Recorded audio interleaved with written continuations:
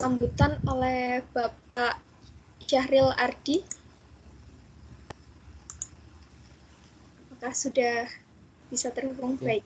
Baik, terima kasih Mbak Anissa. Apakah suara saya sudah terdengar? Sudah, Pak. Oh ya, baik, selamat siang dan semangat siang. Assalamualaikum warahmatullahi wabarakatuh. Pertama-tama saya ingin mengucapkan terima kasih ya kepada seluruh peserta, khususnya Mas Eka Samsul Ma'arif sebagai penyaji untuk acara bedah buku yang berjudul Panduan Operasional PLC.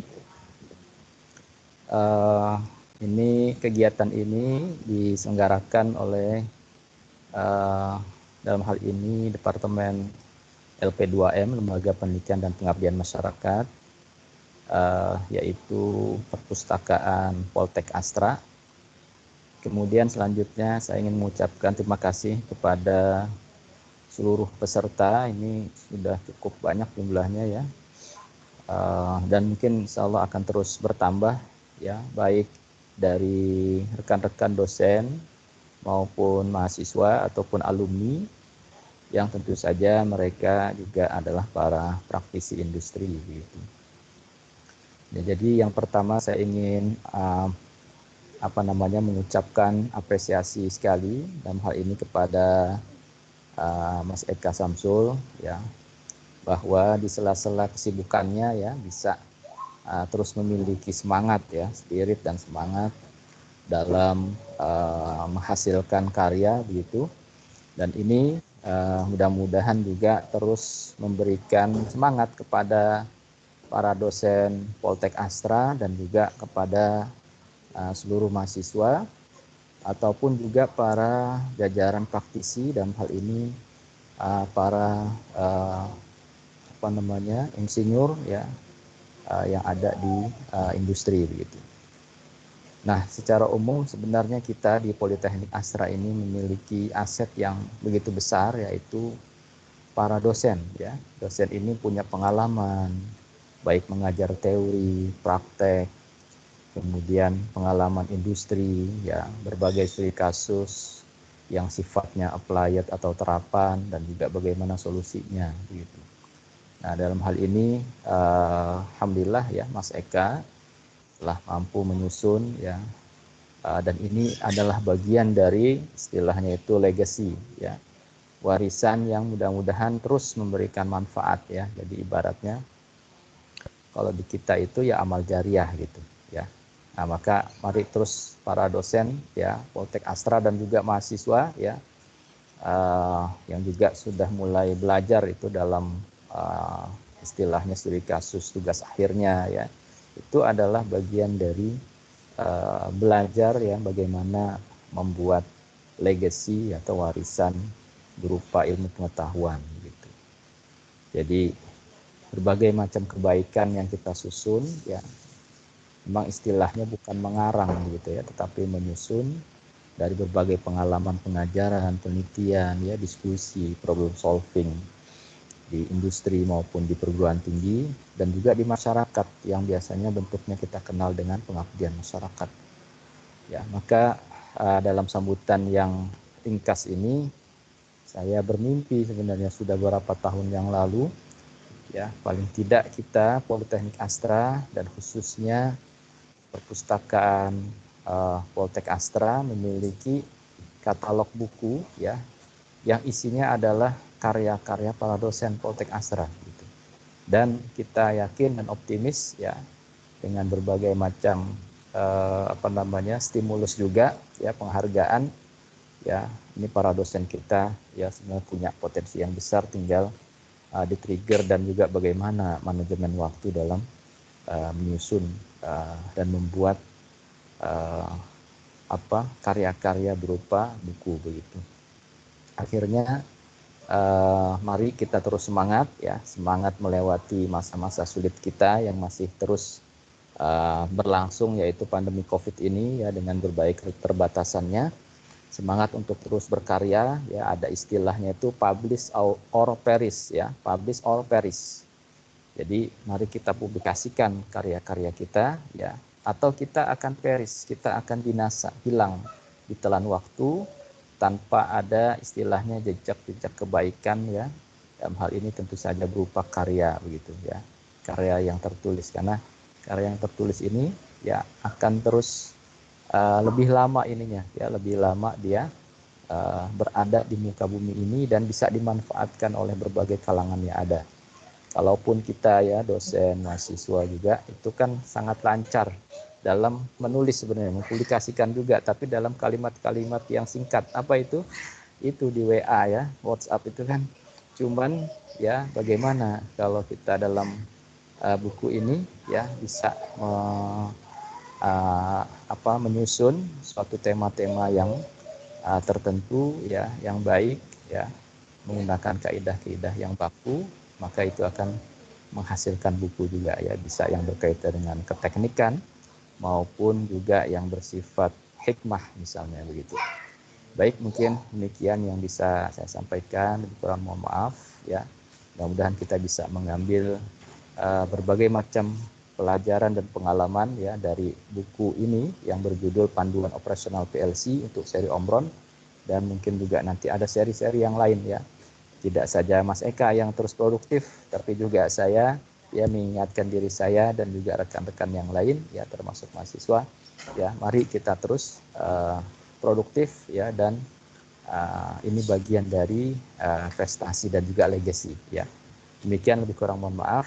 Terima kasih. Assalamualaikum warahmatullahi wabarakatuh. Waalaikumsalam warahmatullahi wabarakatuh. Terima kasih atas sambutannya Bapak Syahril Ardi. Untuk rekan-rekan semua, mungkin bisa open kamera terlebih dahulu supaya kita bisa mendokumentasikan acara pada hari ini. Kita pindahkan dokumentasi di awal kegiatan kita.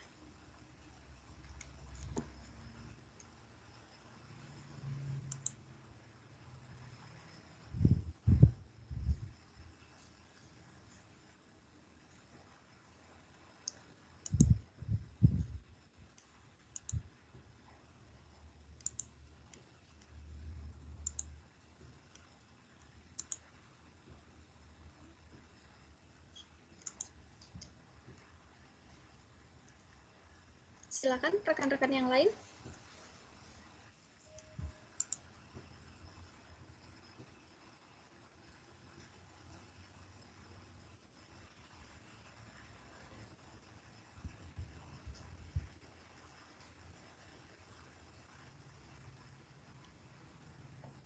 Di tempat Mbak Ina, maaf, udah kelihatan belum ya Mbak?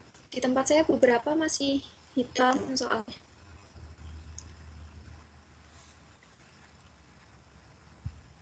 Sudah. Sudah semua.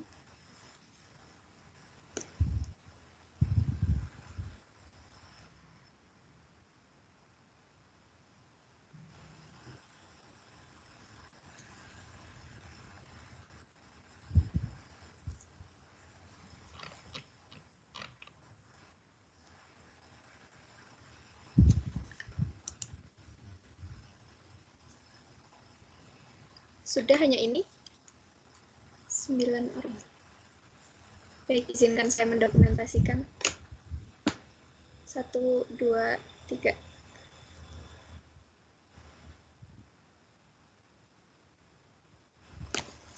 Ya, sudah teman-teman semua, terima kasih karena sudah open kamera. Mungkin bisa kita lanjutkan ke acara selanjutnya, yaitu penyampaian materi, di mana penyampaian materi ini akan dipandu oleh Ibu Suhartinah, yang biasa kita panggil Mbak Ina. Kami persilakan untuk Mbak Ina dan Mas Eka untuk menyampaikan materinya. Terima kasih Mbak Anissa atas waktu dan kesempatannya. Assalamualaikum warahmatullahi wabarakatuh. Selamat siang dan salam sehat bagi kita semua. Sebelumnya saya ucapkan terima kasih kepada peserta yang telah hadir dalam acara bedah buku hari ini, yang dimana hari ini bedah buku yang berjudul yaitu Panduan Operasional PLC seri Omron. Nah, sebelum kita mulai acara bedah buku ini, terlebih dahulu memuji puji syukur kepada Allah Subhanahu wa Ta'ala Berkat izinnya, kita bisa berkumpul di sini secara virtual.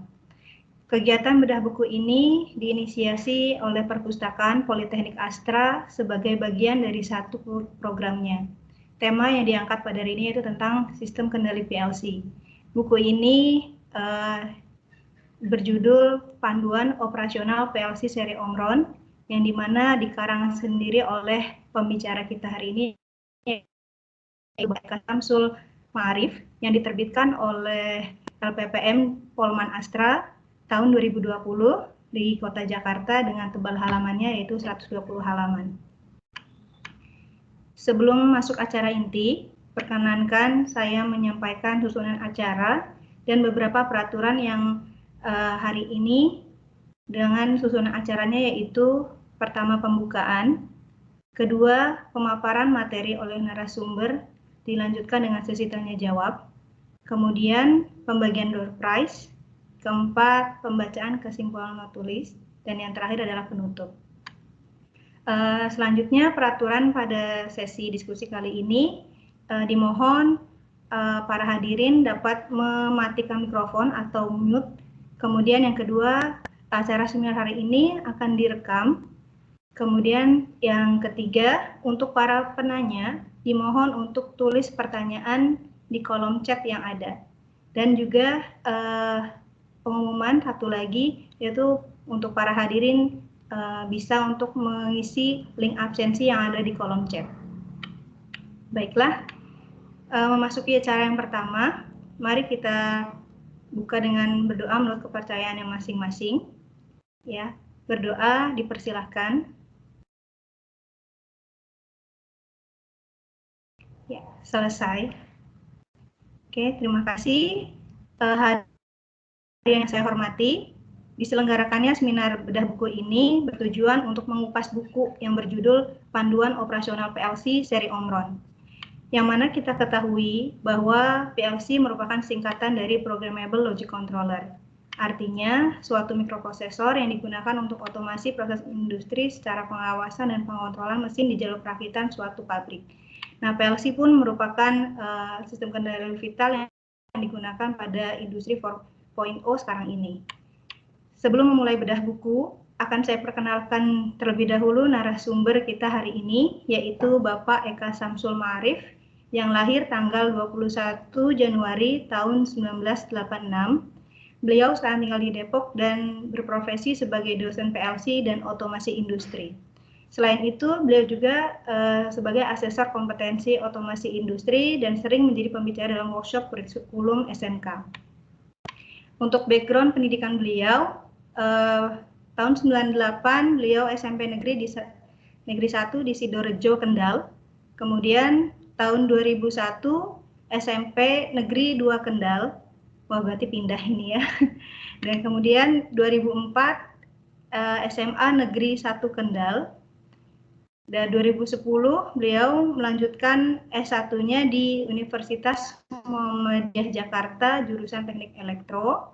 Kemudian pada tahun 2014 beliau melanjutkan S2-nya di PENS Surabaya, mengambil magister terapan Teknik Elektro. Baiklah, untuk mengefisiensikan waktu yang ada, mari kita langsung mulai acara bedah buku kali ini.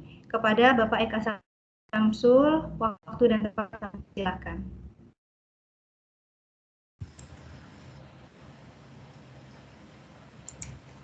Terima kasih Mbak Suhartina. Bismillahirrahmanirrahim. Assalamualaikum warahmatullahi wabarakatuh. Waalaikumsalam. Saya izin minta waktu sebentar ya, saya perlu switch koneksi internet. Tadi pakai satu jaringan kayaknya nggak stabil, saya switch koneksi sebentar ya Mbak ya. Silakan.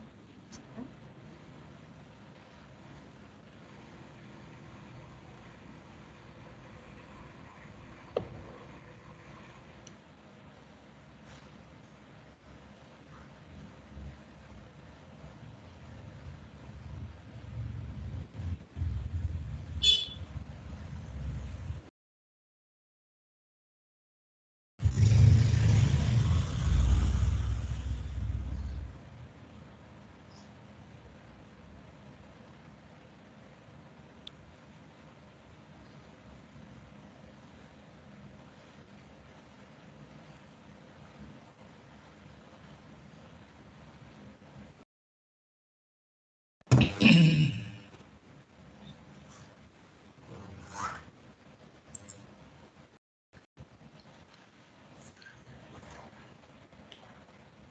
hadirin dimohon bersabar untuk menunggu sediaan Mas Eka. Ya.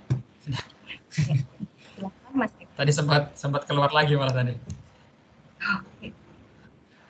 Oke, ya. Bismillahirrahmanirrahim. Assalamualaikum warahmatullahi wabarakatuh. Terima kasih atas kesempatan yang sudah diberikan kepada saya untuk memaparkan buku yang saya susun kepada tim dari LP2M, khususnya dari perpustakaan, kemudian dari tim yang mempersiapkan acara bedah buku ini. Terwujudnya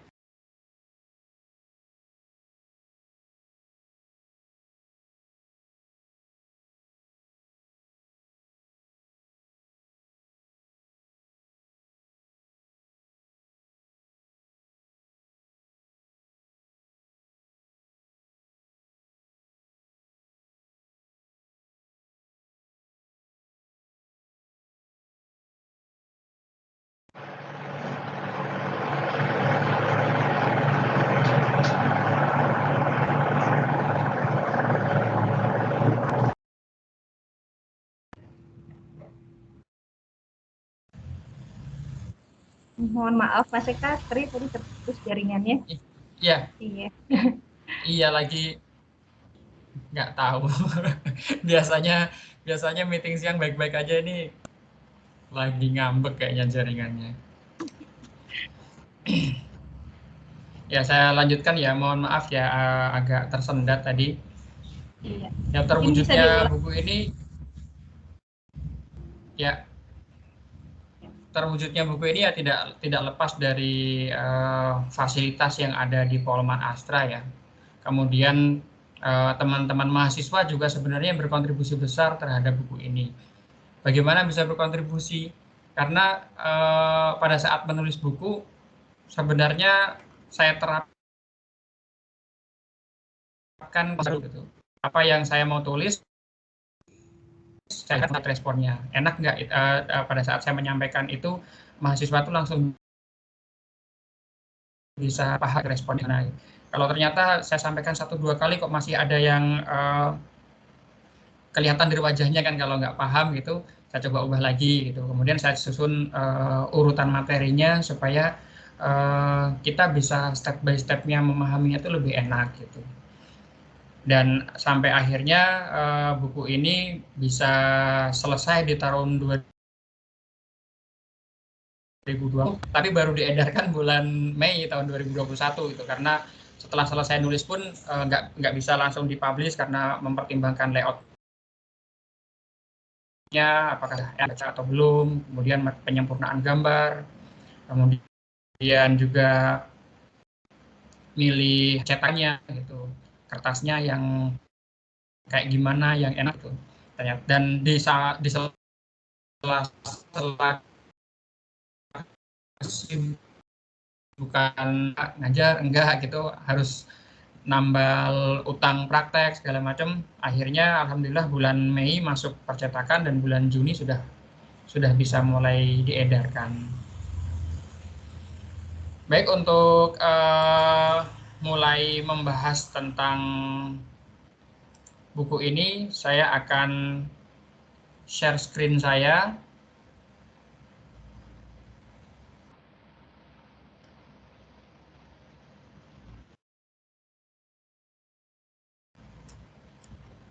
Apakah sudah terlihat? Sudah, Mas.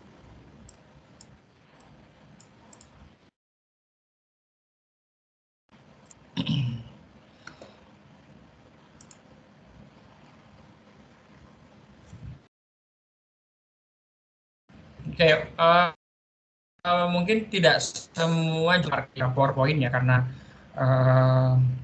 waktu yang terbatas. Saya akan menyampaikan beberapa hal yang sifatnya inti atau krusial yang ada dalam buku ini. Kemudian nanti kalau ada tanya jawab, mungkin saya akan switch antara PowerPoint sama konten-konten yang ada di bukunya langsung. Nah, buku ini berjudul Panduan Operasional PLC seri Omron. Kalau tadi Pak Sahril, mudah-mudahan ada seri-seri berikutnya. Iya, insya Allah pengennya sih nulisnya nggak cuma seri Omron ya, ada juga seri yang Mitsubishi, kemudian Siemens, kemudian Schneider gitu. Karena PLC di industri itu kan nggak cuma Omron. Omron ini termasuk yang paling banyak digunakan dan populasinya juga paling banyak di kampus kita di Polman Astra. Dari satu PLC sendiri sebenarnya bisa ditulis beberapa level. Level ini bisa saya anggap sebagai level paling dasar atau level paling awal untuk orang belajar PLC.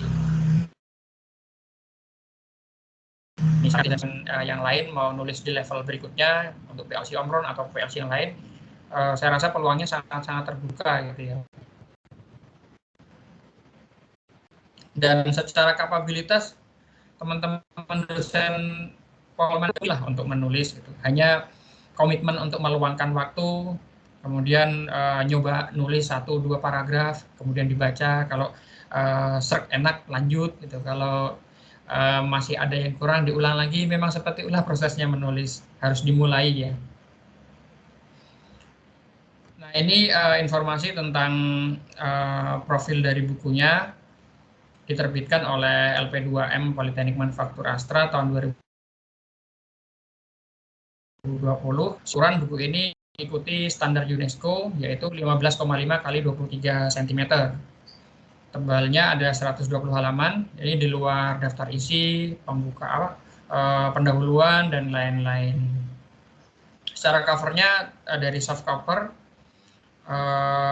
berwarna dan doff, kemudian kertasnya menggunakan kertas HVS. Nah, banyak yang nanya sudah ada apa aja konten di dalamnya gitu. Kalau untuk peruntukannya, seperti tadi yang saya sampaikan, buku ini cocoknya adalah untuk pemula yang baru belajar PLC. Kalau sudah belajar PLC lanjut, mungkin menganggap buku ini terlalu mudah gitu. Memang pada saat menulis buku ini, sasaran utama saya adalah bisa dikonsumsi oleh teman-temannya di SMK, bisa dikonsumsi oleh teman-teman di Politeknik maupun di universitas yang baru masuk tahun kedua paling tidak, atau kalau di mekatronika di Polman Astra sudah mulai belajar pertama. Maka dari itu memang materi yang disampaikan di buku ini dimulai dari sangat dasar sekali gitu. Yang pertama, membahas dasar-dasar dari sistem otomasi industri. Apa saja sih sistem otomasi industri? Kemudian perangkat-perangkatnya ada apa saja gitu, dibahas di buku ini di bagian awal. Kemudian yang kedua, buku ini membahas secara rinci sistem hardware dan software pada PLC. Pada saat menulis buku ini sebenarnya saya juga sudah membaca buku-buku PLC yang ditulis oleh penulis yang lain ya sebelumnya. Di situ saya coba baca penulis-penulis ini apa sih yang ditulis, apa sih yang dipaparkan di buku-buku mereka gitu. Rata-rata yang dipaparkan oleh penulis-penulis sebelumnya menurut pandangan saya itu langsung masuk ke programming, langsung masuk ke bahasa program, langsung instruksi pemrograman, misalkan logika pemrograman, kemudian instruksi relay, timer gitu. Sedangkan pada saat siswa atau mahasiswa mau menggunakan PLC itu kita tidak bisa tiba-tiba langsung programming, kita harus tahu dulu nih PLC kita ini spesifikasinya seperti apa. Kalau nanti mau disambung, dia butuh power supply-nya yang 220 volt kah atau yang 24 volt kah gitu. Nah, pembahasan-pembahasan ini di buku-buku PLC sebelumnya hampir nggak ada.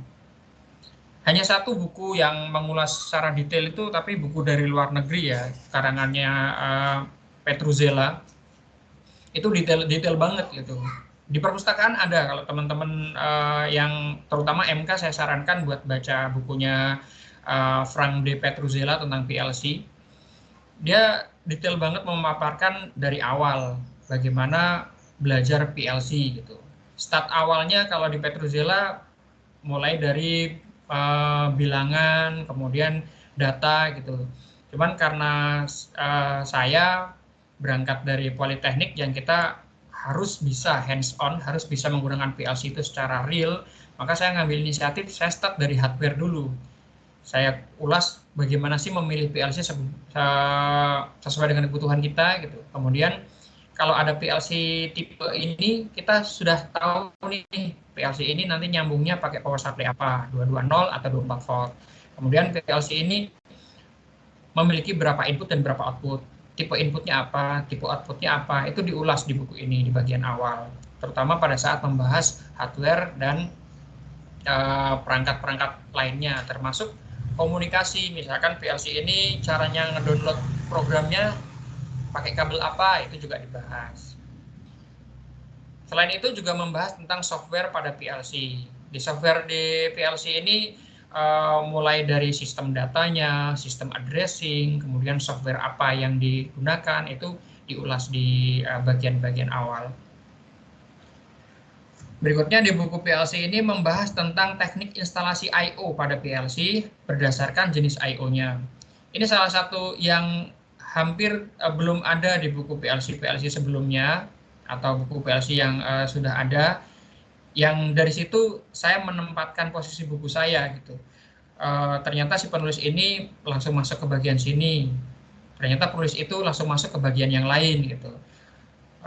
Tidak banyak yang membahas kalau saya punya push button gimana sih caranya nyambungin ke PLC gitu. Kalau saya punya sensor gimana caranya nyambung ke PLC. Padahal sensor tipenya banyak, ada yang tipe NPN, ada yang tipe PNP, NPN dan PNP pun kalau jenis sensornya beda, nanti cara wiringnya juga harus kita sesuaikan dengan spesifikasinya gitu. Nah, berangkat dari situlah konten tentang instalasi I/O PLC ini saya masukkan ke buku saya. Nah, item berikutnya yang juga menurut saya ini menarik adalah membahas tentang pemrograman dan simulasi dengan HMI. Ini dimaksudkan agar teman-teman mahasiswa setelah memiliki software programming PLC, walaupun dia tidak memiliki PLC pun masih tetap bisa belajar dengan asik gitu. Jadi kita bikin programnya di software buat bikin program PLC, kemudian kita bisa bikin interface-nya, bisa bikin tombol, bisa bikin lampu. Pada level pembelajaran lebih lanjut kita bisa memasukkan data memori, angka, dan sebagainya di HMI. Nanti kita bahas lebih lanjut HMI itu apa.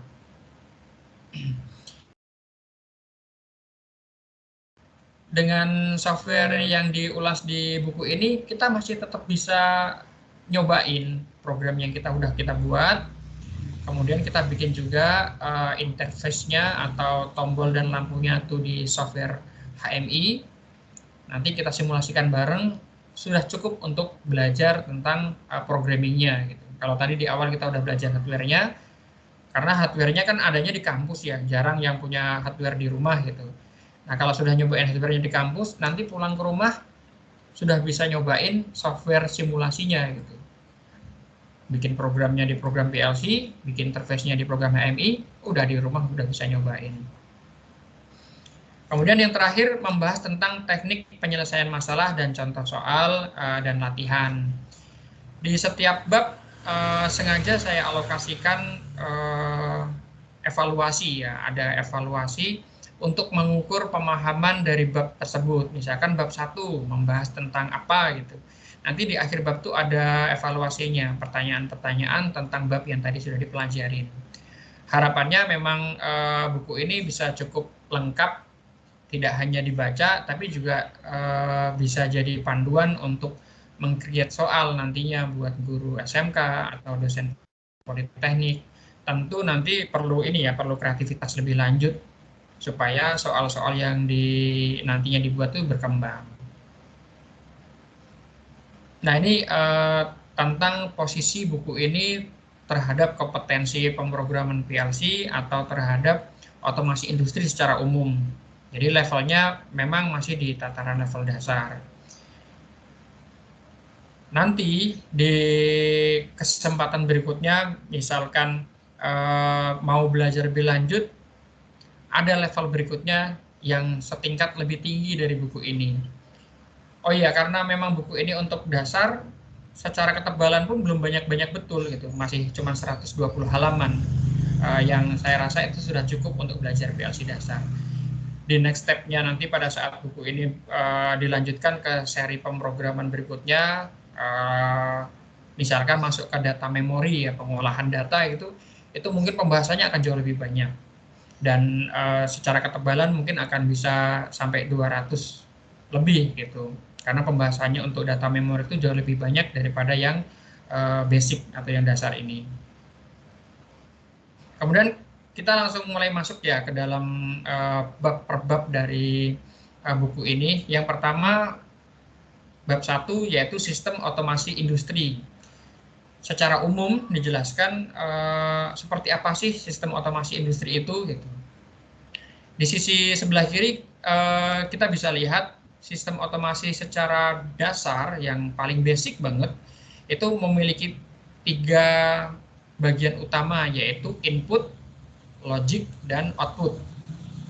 Logic ini juga bisa kita asumsikan dengan kontrol ya, atau pengendali. Di bagian input sendiri, kalau teman-teman mungkin sudah familiar ya, terutama yang prodi MK, prodi TPM, yang sempat belajar PLC atau otomasi, ada push button, kemudian ada limit switch, kemudian ada sensor-sensor, misalkan photoelectric sensor, proximity, dan misalkan lagi ada rotary encoder. Nah, secara logik atau secara perangkat kendali di otomasi, paling level terendah deh, paling simple itu ada relay. Kemudian yang lebih keren lagi dari relay ada timer. Kemudian ada lagi counter. Sebenarnya relay, timer, dan counter secara prinsip ketiganya sama sebagai perangkat penyambung. Hanya saja kalau relay begitu diberi tegangan dia langsung menyambungkan. Sedangkan timer nunggu dulu sesuai dengan set value-nya. Jadi kasih tegangan dia nggak langsung nyambungin, tapi nunggu dulu berapa detik atau berapa menit, setelah itu baru nyambungin. Sedangkan counter adalah penghitung. Dia menghitung sampai batas yang ditentukan, limitnya dia berapa, setelah itu dia akan menyambungkan. Nah, yang lebih kompleks dari relay, timer, dan counter itu ada misalkan temperature control. Ini sudah semi programmable, tapi sebenarnya nggak full program ya. Kita bisa mengatur setting parameternya, misalkan pada saat suhu berapa harus ngapain, suhu berapa harus ngapain lagi, itu kita bisa lakukan di temperature control. Tapi sebenarnya nggak bisa kita program gitu. Hanya kita bisa parameter atau batasan-batasannya. Yang paling bawah inilah yang nanti akan kita bahas, yaitu programmable logic gitu. Nah, di output ada output yang hanya berupa sinyal saja, yaitu lampu. Ada juga output-output yang sifatnya penggerak atau bisa menghasilkan aktivitas gerakan tertentu, misalkan seperti motor, kemudian pneumatik. Motor nanti bisa kita aplikasikan buat konveyor. Gitu. Ada juga output-output yang dia bukan sebagai indikator, juga bukan sebagai penggerak, tapi sifatnya merubah kondisi. Misalkan output itu yang paling bawah adalah heater atau sistem pemanas. Nah, dari 3 komponen ini kalau kita bagi 2 bagian besar berdasarkan ininya ya, tingkat kompleksivitasnya gitu.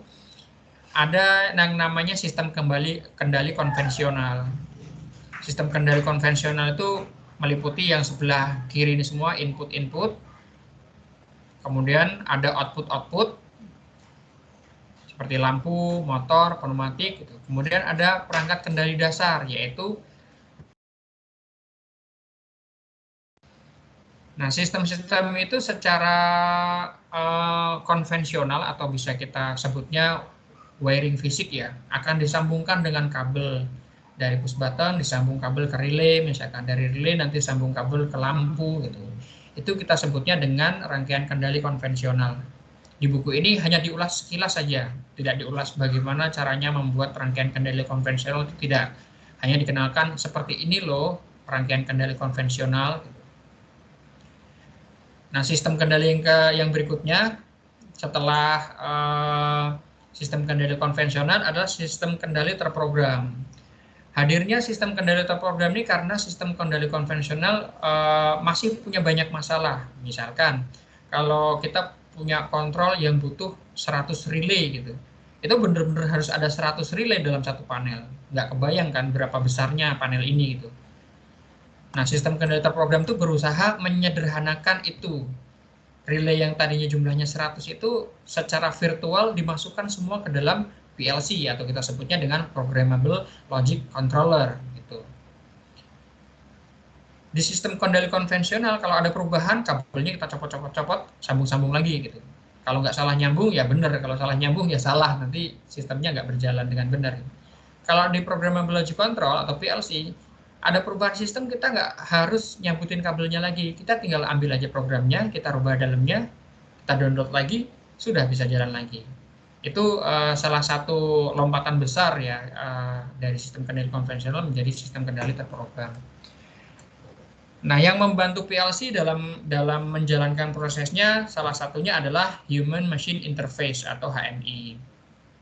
Human Machine Interface ini seperti layar touchscreen yang kita bisa pencet untuk start dan stop. Kita juga bisa lihat indikator lampu apa yang lagi nyala, berarti misalkan motornya lagi on atau solenoid valve-nya lagi nyala gitu. Atau di sistem yang lebih kompleks di HMI kita juga bisa melihat suhu dari mesin ini berapa derajat gitu. Ini di bab 1 masih merupakan pengenalan tentang sistem otomasi industri. Kemudian masuk ke bab 2, masuk ke Programmable Logic Controller. Yang banyak dibahas di sini adalah sistem hardware-nya dan menguatkan konsep bagaimana sih PLC itu bekerja gitu. Step awalnya adalah memahami karakteristik hardware dari PLC. Di PLC itu ada apa saja? Oh, PLC itu butuh power supply. Nanti di power supply itu melalui spesifikasi PLC kita bisa lihat PLC ini supaya dia bisa nyala disambung ke tegangan 220 volt apa disambung ke 24 volt ya gitu. Ada keterangannya di setiap PLC. Ada alasannya juga kenapa kita milih yang PLC yang power supply-nya 220. Juga ada alasannya kenapa kita pilih yang 24 volt. Seperti itu diulas di buku ini. Sebagai gambaran kalau kita mau bikin robot gitu ya, robot yang suruh jalan-jalan keliling pabrik, kan nggak mungkin kita kasih supply-nya yang 220. Masa iya robotnya kemana-mana ngeret-ngeret kabel, kan nggak mungkin. Maka di PLC itu disediakan yang butuh supply, sehingga kita bisa taruh baterai di robot itu. Kalau baterai adanya di pasaran misalkan 12 volt, ya berarti baterainya kita seri ya. Ada 2 baterai, 12 volt, kita seri jadi 24 volt. Nah, baterai ini sudah bisa dipakai buat power supply-nya si PLC. Sehingga robot ini bisa mobile ke seluruh pabrik tanpa bergantung oleh tegangan dari PLN, kabel itu gitu, tapi ngambil dari si baterai. Kemudian dari hardware PLC kita juga bisa lihat jumlah I/O-nya berapa. Ini penting ya kalau kita merencanakan sebuah sistem tertentu gitu. Pada saat kita tahu sistem kita mau bikin mesin A aktivitas prosesnya adalah A, B, C, D, E, F gitu. Dari situ kita bisa breakdown butuh output apa saja, jumlahnya berapa. Butuh input apa saja, jumlahnya berapa. Setelah itu kita bisa menyimpulkan butuh PLC yang jumlah input dan jumlah outputnya berapa. Nah, setelah kita tahu jumlah input dan output yang kita PLC-nya yang tipe mana. Gitu. Misalkan tipe PLC CP1E 20. Gitu. 20 itu artinya inputnya ada berapa, outputnya ada berapa, itu di buku ini dibahas. Kemudian berikutnya adalah jenis I/O. Kalau input rata-rata PLC relatif sama semua untuk PLC yang modern ya. Dalam artian keluaran tahun 2005 ke atas tuh kita bisa sebut PLC modern yang dia bisa disambung dengan model input apa saja. Tapi kalau untuk output ini sangat tergantung kebutuhannya. Ada output PLC yang pada saat on off-nya dia menggunakan relay, ada juga yang menggunakan transistor gitu. Nah, sistem kita cocoknya pakai yang mana? Pakai yang relay atau yang transistor? Kalau kita cocoknya pakai yang relay, maka pilihlah PLC yang jenis outputnya yang relay. Di buku ini juga dibahas tentang itu. Berikutnya tentang penyambungan. Nah, bagaimana sih caranya nyambungin? Saya beri contoh di sini sebelah kiri ya, ada push button gitu. Kalau ada push button mau disambungkan ke terminal modul input PLC, gimana caranya? Yang pertama, di bagian pin terminal input PLC, ada juga yang disebutnya di bagian bawah ini ada namanya common. Misalkan commonnya sudah kita sambung ke negatif dari power supply, maka push buttonnya ini satu sisinya kita sambung ke positif, satu sisi yang lain kita sambung ke terminal inputnya. Sehingga pada saat dipencet, disinilah terjadi satu loop listrik. Pada saat terjadi satu loop listrik seperti ini, maka rangkaian input yang ada di PLC akan on atau akan aktif. Pada saat rangkaian di sini aktif, misalkan saya beri contoh di sini ya, 0.04 itu ditekan, switch-nya aktif, maka nanti ada namanya data tabel input. Data tabel input ini memuat memori dari kondisi-kondisi input.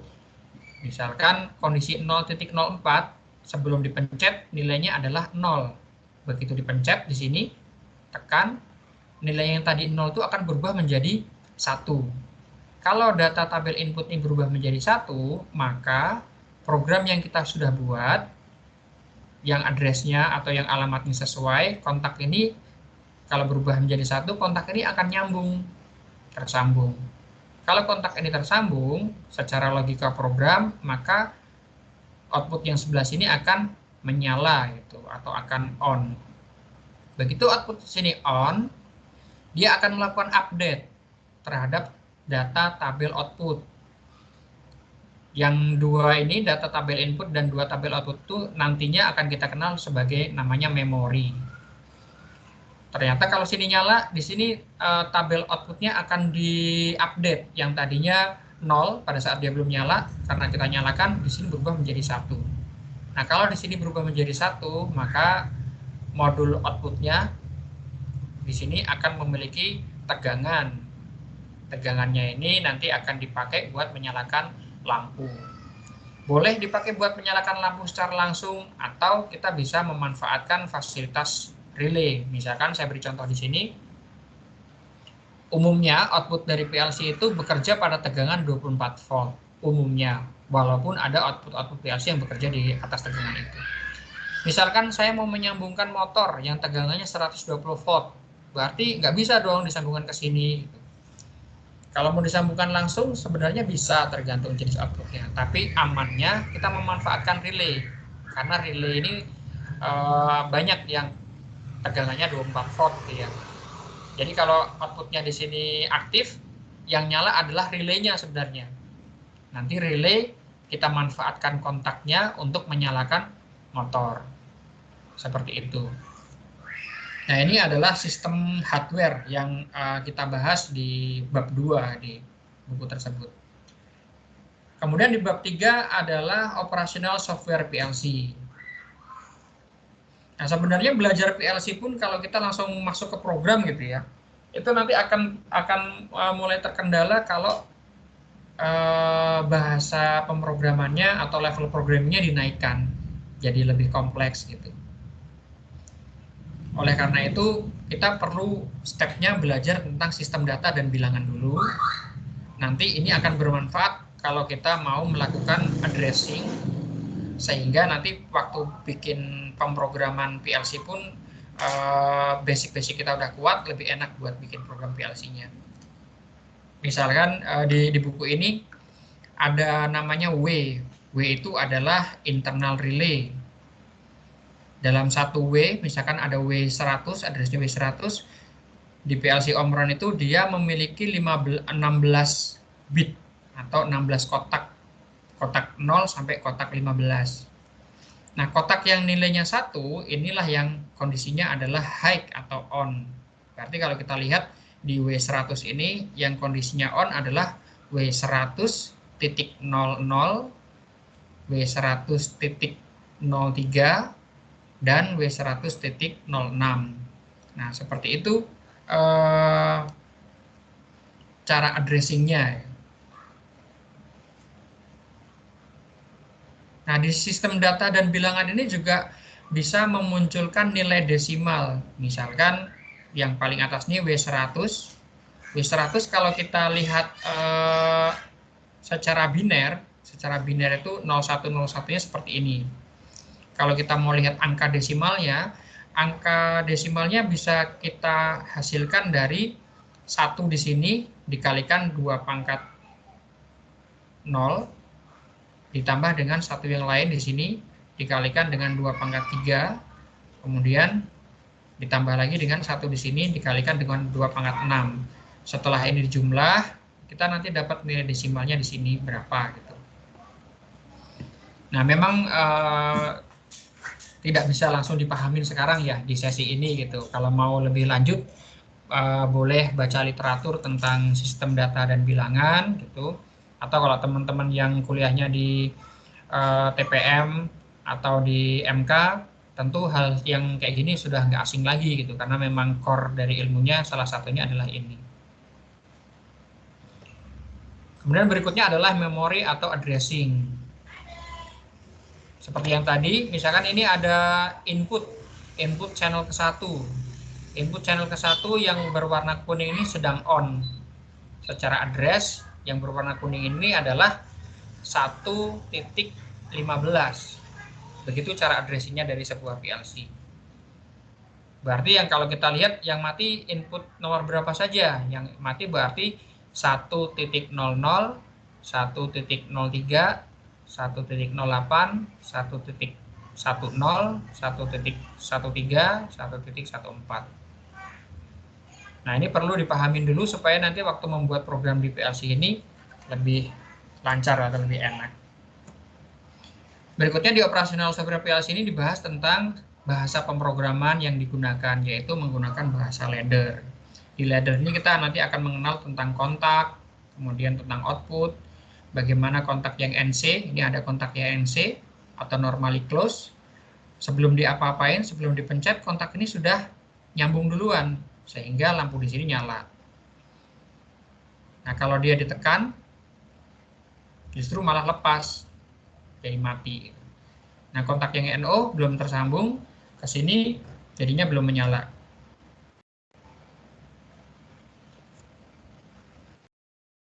Itu di bagian operasional software.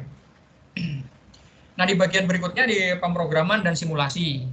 Ada 2 software yang nanti digunakan, yang dicontohkan di buku ini. Yang pertama, software untuk memprogram PLC-nya menggunakan CX Programmer. Juga ada software yang dipakai untuk membuat layar HMI, gitu, yaitu CX Designer. Mula-mula kita bikin program dulu di CX Programmer ini sesuai dengan sistem yang mau kita bikin seperti apa programnya. Setelah selesai, kita bikin interface-nya. Sebenarnya kayak kita bikin perwakilannya aja. Misalkan ini tombol S2, di sini ada tombol S2 start, address-nya adalah 0.01. Maka nanti di CX Designer di sebelah kanan kita bikin tombol yang secara address 0.01. Sehingga kalau kita simulasikan, nanti tinggal kita klik di CX Designer-nya, di bagian ininya programnya, kita sebutnya dengan ladder-nya, nanti di sini akan tersambung atau akan menyala. Nah, contoh yang sederhana seperti ini, misalkan tombol ini ditekan, dengan menggunakan fasilitas yang ada di sini, ini ada 2 buah tombol start dan tombol stop. Kemudian sini lampunya. Lampu ini supaya bisa terkoneksi ke program harus kita kasih alamat yang sama, yaitu alamatnya 100.00. Maka di sini juga 100.00. Tombol start ini yang sebelah kiri yang sedang menyala itu address-nya atau alamatnya adalah 0.01. Sedangkan tombol stop address-nya adalah 0.00. Kita sesuaikan dengan yang ada di program. Step-stepnya bagaimana diulas di buku tersebut. Nah, berikutnya mulai masuk ke problem-problem sederhana ya. Yang pertama kita bahas tentang instruksi kontak dan relay. Relay yang ada di dalam PLC itu sebenarnya prinsipnya sama dengan relay yang ada di fisik. atau kalau kita beli relay yang ada wujudnya langsung ya, kalau kita kasih tegangan maka dia akan on. Kalau dia on, semua kontak yang ada pada dia akan berubah kondisinya. Kalau ada kontak NO atau normally open akan menjadi close. Kalau ada kontak NC atau normally close akan menjadi open. Hanya saja relay ini dibagi menjadi dua. Ada relay internal yang sifatnya virtual aja, adanya cuma di dalamnya PLC. Nggak ada terminal buat kita menyambung ke relay itu. Nah, relay internal ini kalau di PLC Omron disebutnya dengan WR atau working area atau working relay. Kemudian ada relay-relay output atau Q. Nah, relay internal ini jumlahnya ribuan dalam satu PLC. Kita bebas menggunakan untuk membantu programming kita.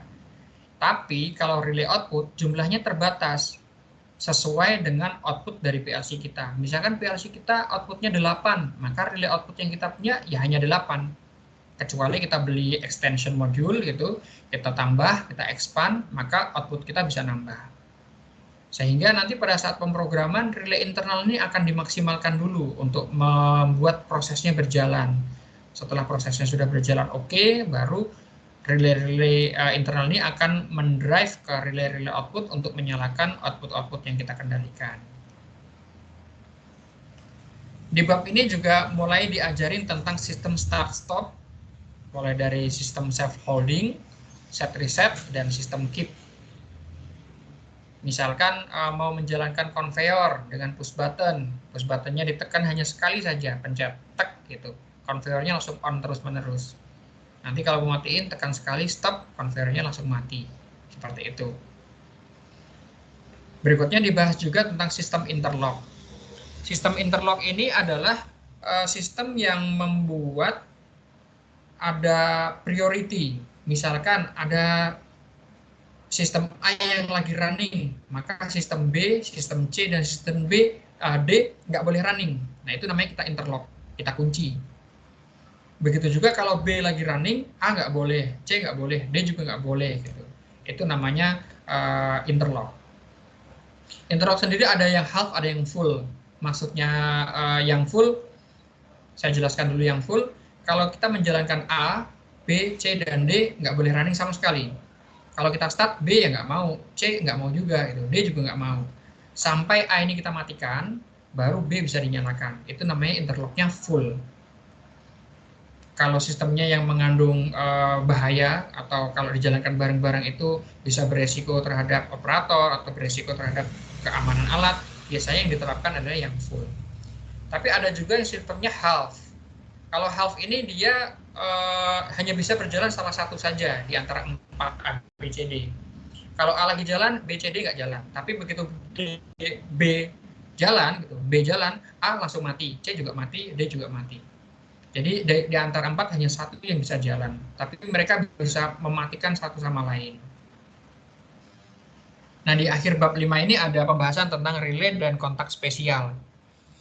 Ada kontak yang hanya aktif sesaat saja, walaupun kita tekan tombolnya lama. Misalkan tombol itu kita tekan 2 detik, tapi nanti di program PLC-nya hanya aktif cuman sekian milisecond aja, atau sekian milidetik aja. Ada kontak-kontak seperti itu di PLC. Atau kayak yang sistemnya kayak tombol TV yang zaman dulu ya. Kalau TV yang zaman dulu kan waktu kita pencet powernya, klik gitu, TV-nya nggak langsung mati. Tapi begitu tombolnya kita lepas, baru TV-nya mati. Jadi ada kontak-kontak spesial seperti itu. Begitu dikasih perintah, dia nggak langsung aktif. Tidak langsung mengeksekusi perintah itu. Tapi nunggu dulu perintah itu selesai. Begitu perintah itu selesai, baru dieksekusilah perintahnya. Sebagai contoh nih yang di sebelah kiri ada konveyor, kemudian ada sensor-sensor, ada sensor 1, 2, 3. Ceritanya ini konveyornya akan melakukan seleksi ya, benda ini ukurannya S, M, atau L. Gitu. Kalau sensor 1, 2, 3 ini aktif, maka akan mendefinisikan dia ukurannya S, M, atau L. Kalau kita berdirikan sensornya di sini, kita berdirikan bendanya di sini, ternyata yang kena cuma sensor S saja, berarti bendanya kan tidak cukup tinggi ya, bendanya kecil, maka nanti lampu indikator S ini akan nyala, lampu M dan lampu L tidak akan nyala, seperti itu. Ini menggunakan sistem interlock yang sebelumnya sudah dipelajari. Kemudian kalau bendanya ini kita taruh di konveyor, kemudian konveyor ini berjalan sampai sisi kanan gitu. Harapannya nanti kalau udah sampai sisi kanan, berarti bendanya udah mentok sampai ujung. Ukuran yang tadi sudah didefinisikan S, M, atau L itu sudah bisa di-reset. Gitu. Nah, itu di bab 5 ya. Di bab 6, mulai masuk ke instruksi lebih lanjut, yaitu timer atau penunda waktu. Mulai dari bagaimana sih prinsip kerja timer itu di PLC. Timer itu ada jenisnya apa saja, ada timer yang sifatnya BCD, set value-nya BCD, ada timer yang set value-nya bin, gimana cara ngatur set value-nya gitu. Kemudian timer itu bisa dipakai untuk menunda on, bisa juga dipakai untuk menunda off. Bagaimana aplikasinya dibahas di buku itu, contoh-contohnya. Kemudian diakhiri dengan latihan soal di bab 6 ya.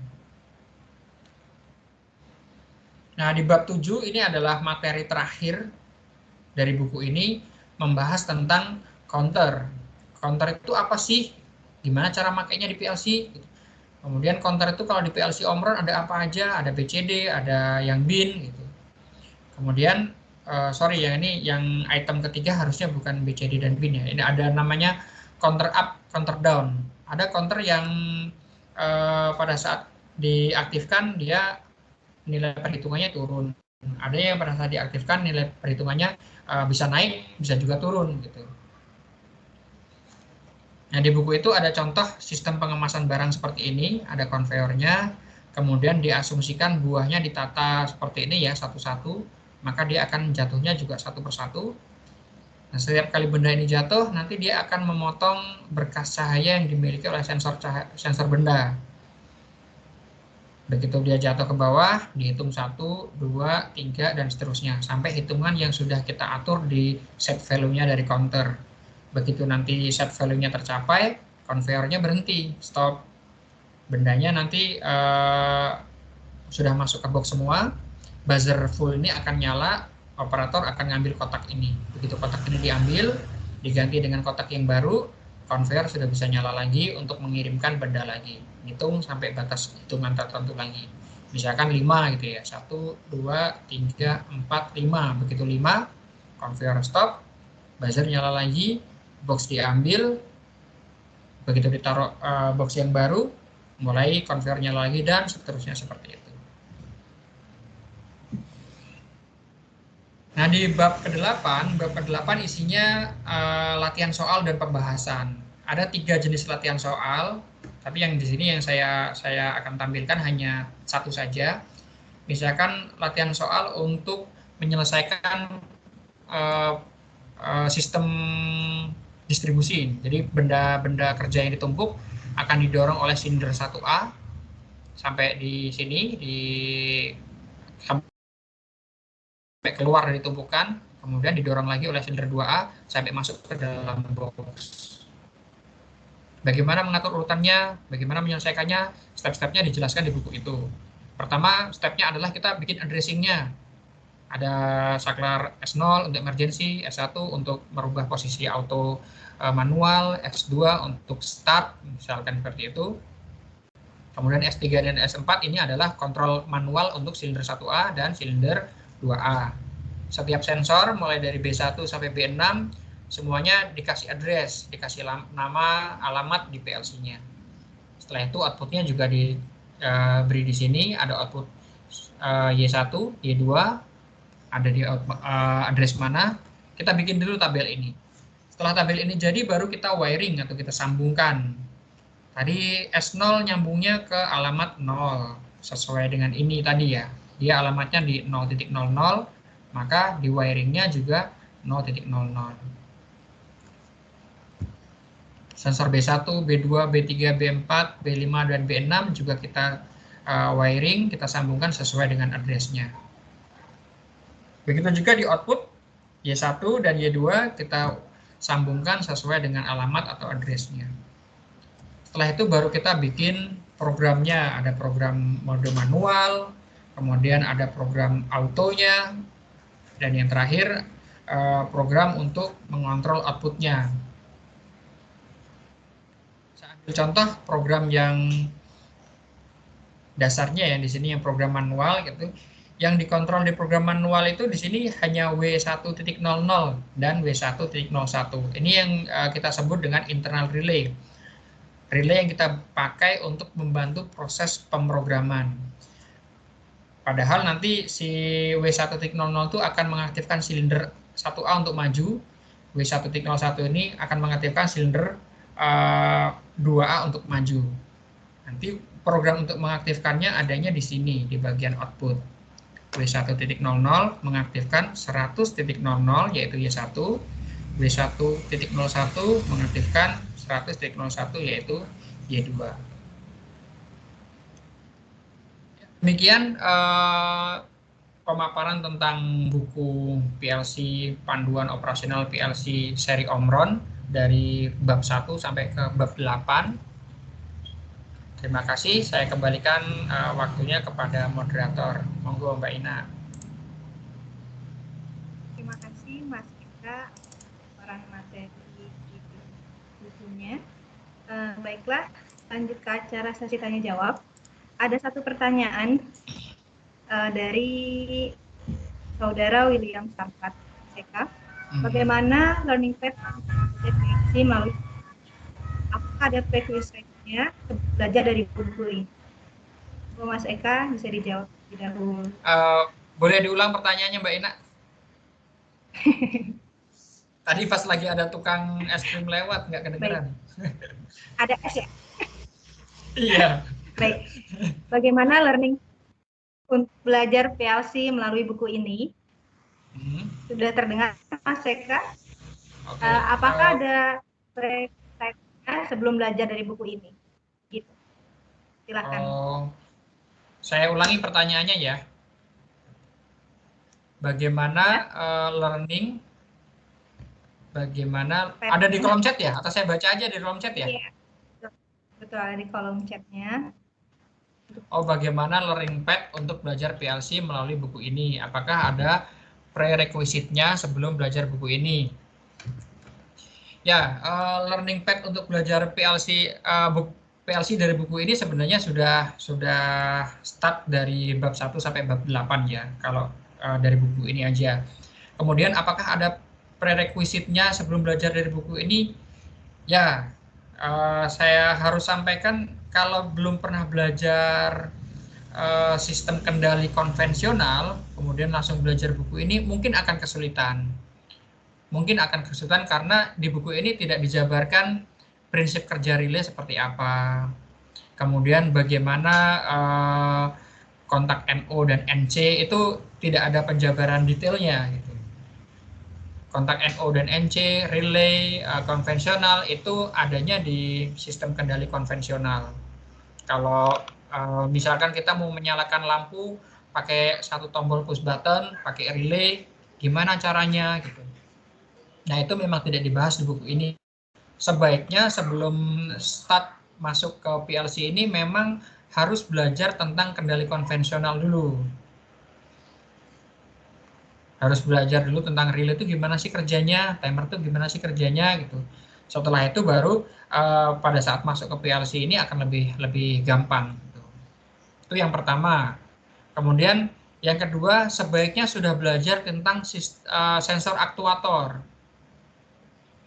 Misalnya sensor yang digital itu seperti apa, kemudian level tegangannya pada saat beroperasi bagaimana, itu harus belajar dulu.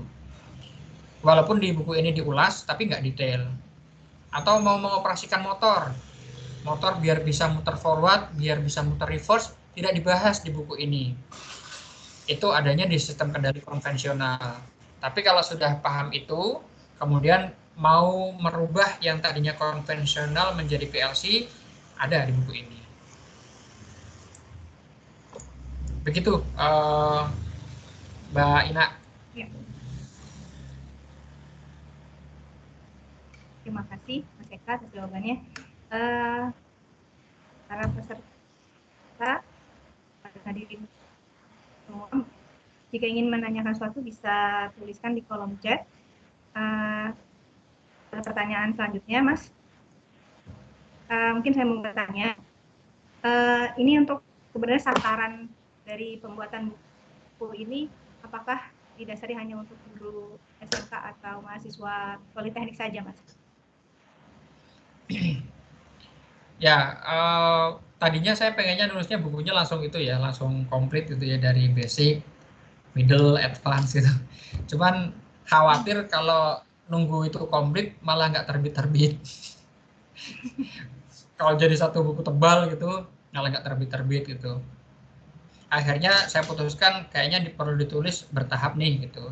Dari yang basic, seperti halnya kita ini sih, kita ngerancang kurikulumnya di Prodi Mekatronika itu kan ada PLC 1 ya, PLC dasar, kemudian masuk ke PLC lanjut gitu. Kemudian baru masuk ke otomasi yang arahnya ke integrasi gitu. Ini di buku ini juga modelnya seperti itu. Pertama di draft adalah konsep dasarnya dulu. Bahasa pemrogramannya juga yang dasar, instruksinya juga yang dasar. Harapannya nanti ini bisa jadi kayak semacam batu pijakan untuk belajar PLC lebih lanjut. Karena pada dasarnya kalau orang sudah mau belajar PLC yang levelnya lanjut, itu nggak harus dari buku sebenarnya, dari manual book, dari YouTube aja bisa dia gitu. Nah, kemudian positioningnya gitu di buku ini cocoknya buat level apa sih gitu. Sebenarnya buat SMK boleh, oke gitu. Dan alhamdulillah memang pembelinya paling banyak tuh dari sekolah-sekolah SMK gitu untuk saat ini. Kemudian untuk politeknik juga bisa. Apalagi kalau memang baru entry level belajar PLC di tahun kedua atau baru tahun pertama belajar PLC, menurut saya buku ini sangat cocok. Apalagi kalau akan digunakan sebagai pendamping praktikum ya. Sebagai buku panduan buat mendampingin praktikum, gimana cara wiringnya, gimana instruksi-instruksinya, gitu relatif cocok untuk politeknik. Nah, kalau di university ini masih menurut saya sih masih 50-50, karena beberapa university tidak menggunakan PLC yang kayak kita, yang di wiring dari awal gitu. Kemudian setelah di wiring baru diprogram, baru bisa dijalanin. Ada beberapa university yang karena terbatas jumlah prakteknya, terbatas alatnya, hanya simulasi saja yang dilakukan. Atau alatnya ada, tapi sudah di wiring. Jadi mahasiswa tinggal colokin kabel program, di program udah pencet-pencet nyala. Gitu. Memang itu relatif cepat prakteknya untuk memahamkan proses programming, relatif cepat, bisa langsung programming. Tapi nanti waktu kita terjun di industri itu kan bukan PLC sudah terpasang di panel, silahkan, sudah saya wiringkan, Anda tinggal program saja. Tidak seperti itu di industri itu. Apalagi kalau teman-teman yang SMK atau D3 gitu. Mereka adalah ujung tombak yang menjalankan proyek. Kalau mereka tidak tahu hardware dari PLC, tidak tahu spesifikasi PLC, kemudian dikasih PLC yang cuman PLC aja, power supply aja, sensor aja, ayo silahkan di wiring. Sedangkan dia tidak punya pengetahuan itu, khawatirnya nanti syukur-syukur nggak meledak aja sih. Kalau nggak jalan nggak apa-apa gitu. Tapi kalau sampai bem gitu terus berasap itu yang bahaya. Itu Mbak Ina. Baik, terima kasih Mas Ika. Ada pertanyaan selanjutnya ini Mas dari Budi Pamungkas. Apakah ada rencana untuk pembuatan buku dengan materi otomasi yang lain atau bagaimana ke depan? Kalau ditanya rencana itu tadi saya sudah sebutkan PLC yang mainstream di industri itu ada 4, Omron, Mitsubishi, Siemens, sama Schneider. Dari 4 PLC itu paling tidak kita bisa bikin 3 level, basic, intermediate, advance. Berarti paling tidak ada 12 buku yang bisa kita tulis. Saya bilang kita karena saya sebenarnya membuka diri, ayo siapa yang mau kolaborasi, Mbak Ina mau kolaborasi, ayo kita tulis buku. Budi ini sebenarnya dia udah sering jadi trainer online loh.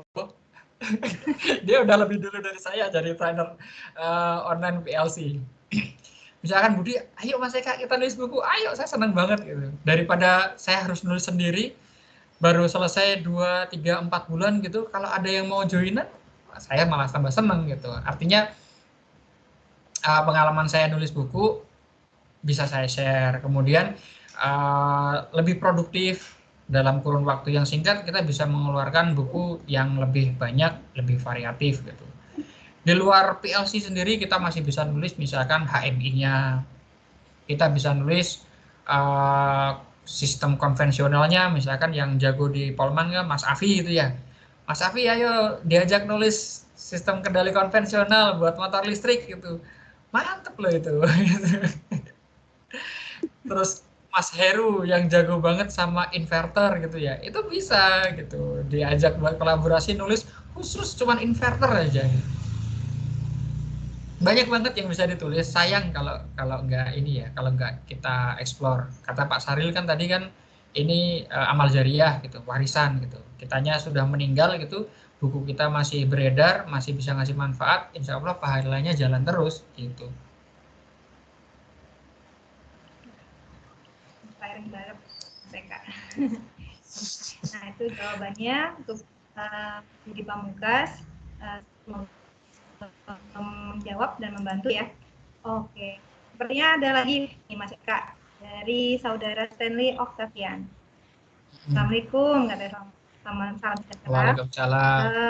Ibu nanya, paling sederhana, Mas Eka dapat inspirasi dari mana untuk membuat buku nasional PLC ini, atau lebih ke pemicu apa dari Mas Eka untuk akhirnya ke ranah PLC? Dan mungkin boleh sharing cara ngatur waktunya seperti apa dalam menulis buku yang berjumlah halaman ini.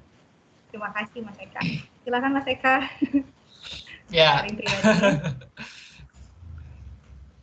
Mas Eka dapat inspirasi dari mana? Akhirnya bisa membuat buku panduan operasional PLC, atau lebih ke pemicu apa dari Mas Eka untuk akhirnya ke ranah PLC? Kalau ke ranah PLC sebenarnya karena kuliahnya di prodi ini ya, prodi elektro gitu. Terus menurut saya yang paling bisa saya kuasain waktu itu ya PLC gitu. Saya tidak jago-jago amat sama microcontroller. Kalau ditandingkan sama MK tingkat 1 aja saya kalah gitu kalau microcontroller. Sama INA aja saya kalah, saya nggak bisa. Terus saya waktu kuliah di tahun 2007 itu ada lomba PLC diadakan oleh PNJ. Seingat saya itu lomba PLC pertama yang diselenggarakan oleh PNJ, yang kalau sekarang namanya IPTIME itu kan. Nah pas di lomba itu motivasinya, wah ada lomba PLC ini, lumayan kalau ikut bisa dapat sertifikat peserta gitu, bisa buat ngelamar kerja, udah itu aja motivasinya. Ternyata pas lomba alhamdulillah dapat juara 2 nasional. Nah sejak saat itu kok ternyata asik ya belajar ini gitu. Nah saya lanjutkan pas lagi lanjut kuliah S1, udah selesai ditawarin sama wakil dekan nawarin, Kak kamu mau nggak ngajar PLC? Mau Pak gitu. Di Politeknik Manufaktur Astra katanya gitu.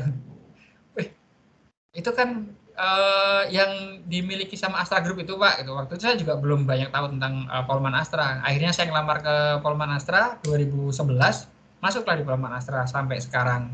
Dan di Polman Astra tuh ya hari-hari ketemunya sama PLC terus gitu, ngajarnya ya itu terus. Akhirnya saya bikin blog awalnya, nulis apa aja yang saya pengen tulis tentang otomasi saya tulis di situ. Bahasanya relatif ringan lah, bahasa kayak orang ngobrol gitu, karena di blog kalau bahasanya terlalu baku ya menjemukan gitu. Ternyata banyak yang respon, Mas materinya boleh dong ditulis ke buku gitu biar bisa dipublish gitu. Saya coba beranikan nulis tapi saya belum berani terbitkan karena khawatirnya nggak ada yang mau beli gitu kan. Saya bikin ebook dulu, saya bikin ebooknya dari 2017 saya bikin ebooknya. Saya taruh di blog, isi ebook ini adalah ini aja gitu, seputar yang ada di blog, tapi saya bikin lebih detail gitu. Ada yang mau beli nggak? Ternyata banyak yang beli. Setiap bulan ada aja gitu yang beli ebook itu gitu, transfer, tinggal dia download gitu. Nah yang beli ngasih feedback lagi gitu.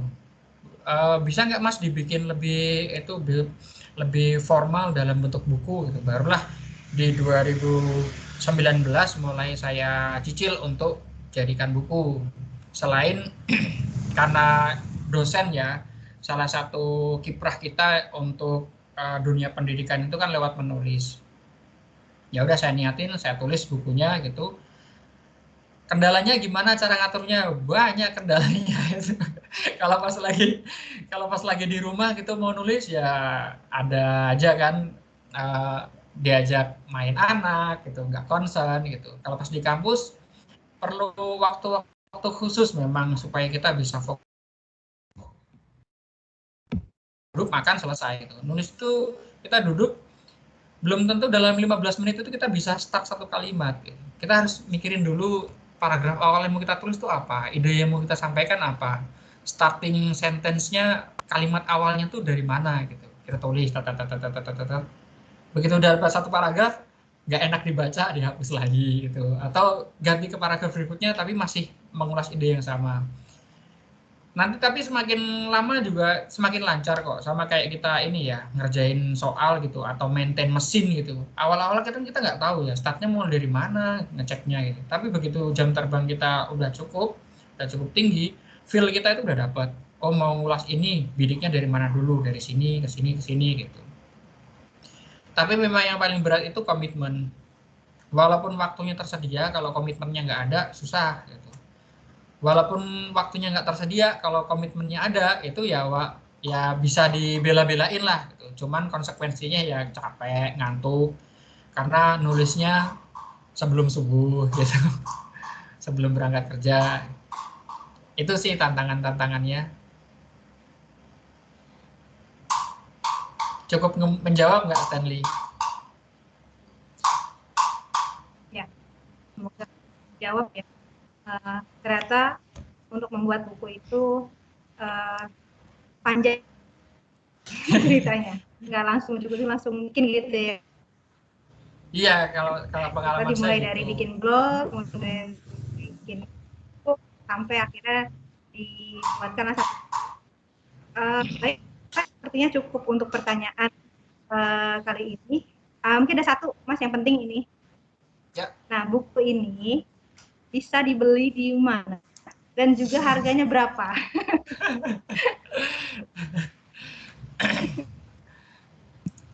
Kalau beli bisa langsung ke saya, bisa ke reseller juga bisa, karena udah ada teman-teman yang mau jadi reseller gitu. Harganya sama ke saya atau ke Tokopedia saya gitu. Toko online saya ada di Tokopedia, namanya Toko Jago Otomasi. Jago Otomasi ini blog saya juga namanya Jago Otomasi. Memang itu tempat curhat saya lah tentang otomasi gitu. Bisa di googling aja di web, atau di Tokopedia gitu, Toko Jago Otomasi itu nanti ada buku saya di situ. Cuman kalau di Tokopedia bisa jadi nggak cuma toko saya yang jual buku itu, karena ya itu tadi ada beberapa teman yang udah ini minta jadi reseller buat ikut jualan, monggo silahkan gitu. Dari saya harganya sekian, silahkan nanti sampean mau jual berapa gitu. Kalau saya sendiri jual di toko atau beli direct langsung itu 85.000. 85.000 nanti akan dimasukkan ke grup WA yang isinya pembeli-pembeli buku itu. Nantinya rencananya grup itu akan menjadi tempat sharing tentang otomasi, tentang apapun, tentang PLC apapun sebenarnya. Untuk saat ini aja masih PLC Omron. Harapannya nanti dari grup itu juga kita bisa saling tukar pemikiran tentang otomasi yang sudah pengalaman, saya sama yang baru bisa sharing di situ. Jadi nggak cuma selesai beli buku udah gitu, tapi kalau misalkan mau ngobrol tentang belajar PLC bisa di grup itu. Gitu Mbak Ina. Oke, terima kasih Mas Eka. Jadi teman-teman yang mau membeli bukunya bisa cek langsung Mas Eka dengan harganya tadi disebutkan ada 85.000, bisa di online atau bisa di resellernya. Baik Mas Eka, selanjutnya itu pembagian door prize sepertinya ya. Nah, kita ini ada 7 door prize yang beruntung akan mendapatkan 7 buku panduan operasional PLC seri Omron ini. Nah, pertanyaannya nanti akan saya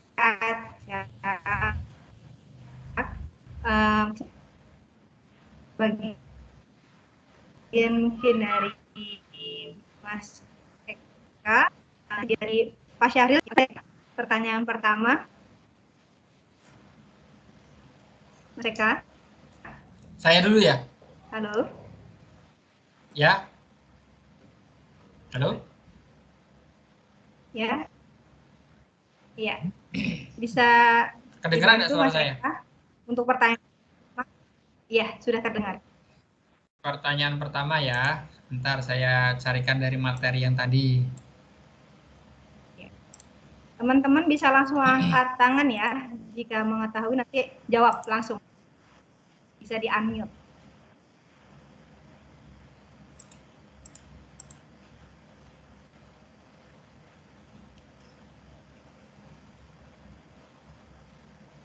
Di materi tadi ada tentang sistem kendali konvensional. Sistem kendali konvensional. Sebutkan 3 perangkat kendali konvensional tersebut.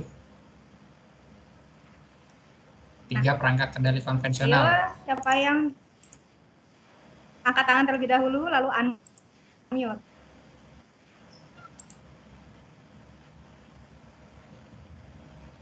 Ya. Siapa?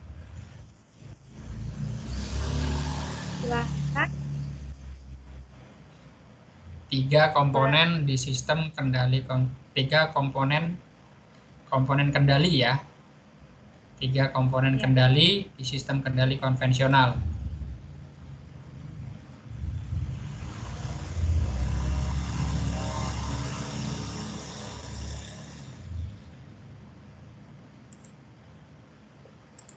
Ayo, Al-Qaeda, Asidik, silakan jawab.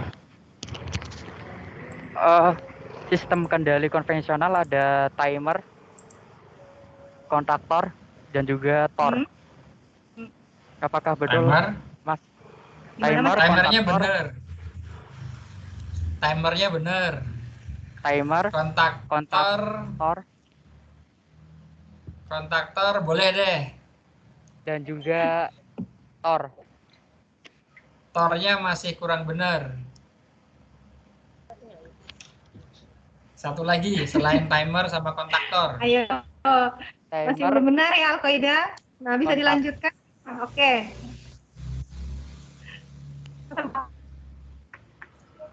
Satu lagi. Ayo Al-Qaeda. Ya, sebentar Mas. Gimana Mas? Timer, kontaktor, dan... Oke. Bisa di pertanyaan selanjutnya Al-Qaeda. Oke, dilanjutkan. Muhammad Nazar Saifullah boleh menjawab. Silahkan. Ini pertanyaan yang tadi Muhammad Mbak. Nazar Saifullah. Iya, halo. Apakah iya, betul. Saya terdengar ya Mbak? Sistem kendali konvensional terdiri dari beberapa komponen, misalnya yaitu timer, terus counter, relay, gitu Mbak. Ya, betul. Dah, 3 itu aja cukup. Ya. Terima kasih Mbak. Oke, selamat kepada Muhammad Nazar Saifullah. Oke, mohon Mbak Nisa untuk ini ya, tulis ya. Oke. Oke, untuk pertanyaan yang kedua, silakan Mas Eka. Saya lagi kedua, nggak Pak Syahril dulu. Oh, nah Syahril. Ya, gantian.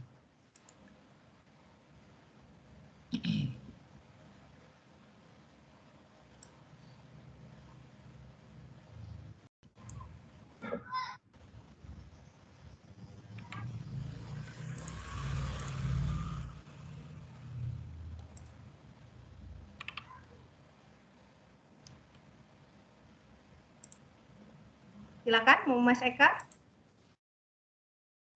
Pak Syahril habis ini ya Pak.